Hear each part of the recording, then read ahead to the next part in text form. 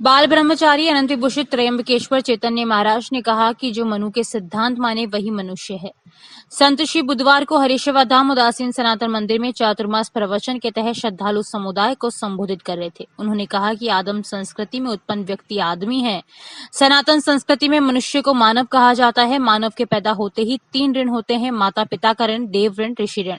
माता पिता एवं गुरु को समझने के लिए बुद्धि नहीं बल्कि हृदय की भावना से समर्पित भाव होना चाहिए। हम माता पिता, गुरु, भगवान, गाय को मानते तो हैं लेकिन उनकी कहीं बातें नहीं मानते। माँ पृथ्वी का रूप है एवं पिता आकाश का रूप है। माता पिता के नहीं रहने पर शास्त्र सम्मत श्राद्ध तर्पण करना चाहिए। देव ऋण उतारने के लिए केवल यज्ञ के अलावा कोई विधान नहीं है। यज्ञ एवं मंत्रों के प्रभाव से यज्ञ में डाली प्रत्येक पदार्थ रूपांतरित होकर शक्ति बढ़ाता है।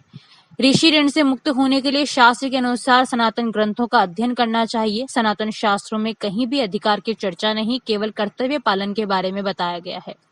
आज शिक्षा पद्धति में नैतिक शिक्षा का अभाव है। जब तक बच्चों में सेवा के संस्कार नहीं दिए जाएंगे वह परिवार सुखी नहीं रह सकता।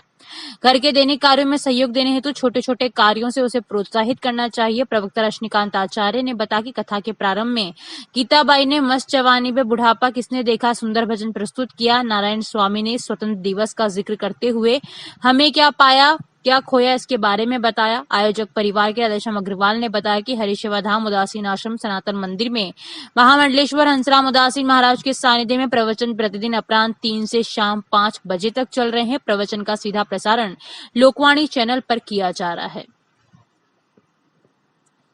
उनको निचोड़ना भी जल में नहीं चाहिए। लोग नहाते हैं उतार करके निचोड़ लेते हैं। तीर्थ में, पवित्र जल में, सरोवर में, नदी में, कहीं भी जल में दांतों कुल्ला नहीं करना चाहिए, थूकना नहीं चाहिए, नाक साफ करना नहीं चाहिए, कपड़े भी नहीं धोने चाहिए। जो भीग गए हैं उनको निचोड़ना नहीं चाहिए। बाहर आ जाओ और कुछ दूर जाकर के उनको निचोड़ लो।